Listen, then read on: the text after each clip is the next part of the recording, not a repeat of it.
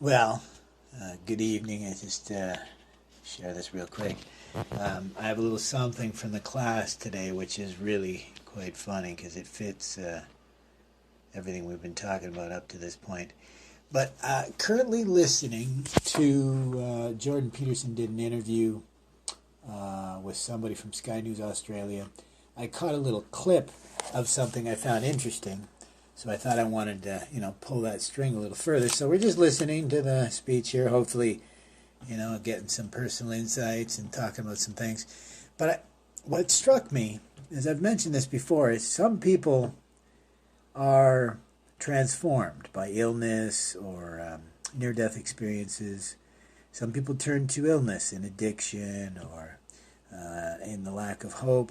And I've mentioned this before about Jordan Peterson. Remember I said that I predicted his next book would be of a religious nature and might be a retelling of one of Carl Jung's books. And I might have been right, Axiom or maybe Answer to Job, but we'll see. I haven't read any of it.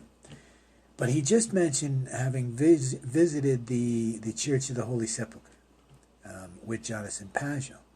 And it surprised me because he mentioned that it was the site of Christ's crucifixion. And I understand what he was getting at. He didn't want to muddy the waters, that this is the idea of a sacrifice, right? A great sacrifice. And like Jung mentioned in his Axiom, that it's a metaphor for, like Nietzsche's Übermensch.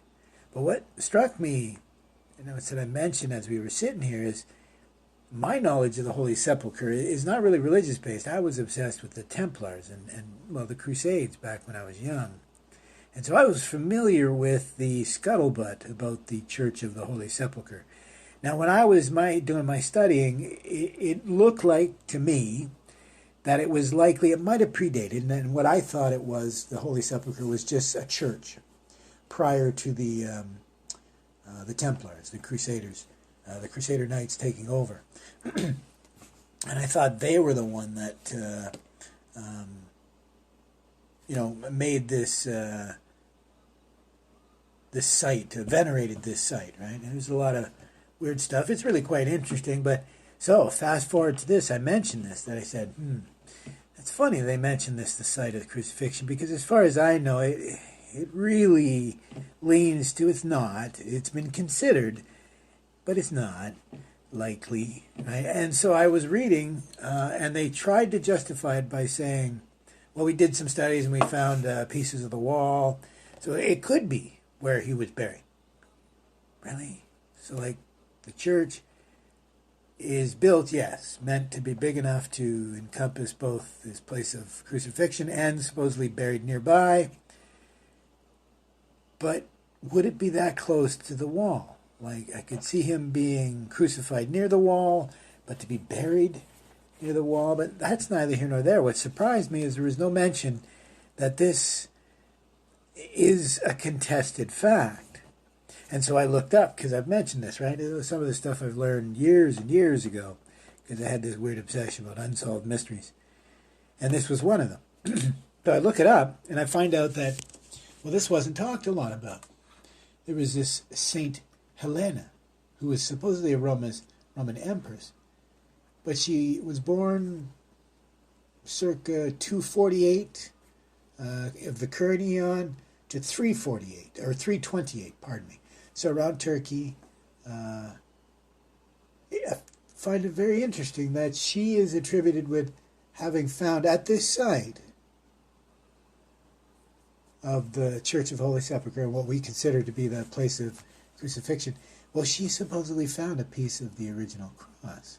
And if you understand this period of time where relics were really the in thing, I find it hilarious because in 2016 we discovered via carbon dating that the Church of the Holy Sepulchre doesn't date to any older than about 345. So give and take some mistakes, that fits the timeline. That likely this church does predate the Templars, the Crusaders, but it likely is from these people who believed in this Saint Helena, this, what is it, Cima de Conegliano Giovanni Battista. Is it possible that these were followers of this lady who found a piece of the cross because she believed, and so they believed, and they built this church on this site that she found the cross? And so you fast forward to today, and I can't believe that people are afraid of Carl Jung's axiom because he suggests that maybe it doesn't matter whether Christ was an actual person and we can date and place his crucifixion. Maybe it matters more this idea of giving for others, the minimization of self, all these lessons that I think I mentioned, right? Tolstoy got excommunicated for, understanding Christ's original teachings. And I guess part of that, Christ's original teachings, would be he was a template, like Nietzsche's Übermensch.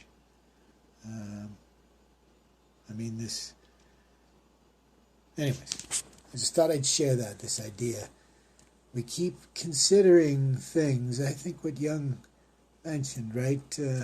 If what I used to hold as error guides me better than what I used to hold as true, well, I'll follow the guidance of the error. So, in this case, this just shows us that I think my criticism here would be, instead of revering someone who was trying to prove, as Jung said, the physical aspect of a truth, maybe we need to realize that there is something beyond what we can even understand.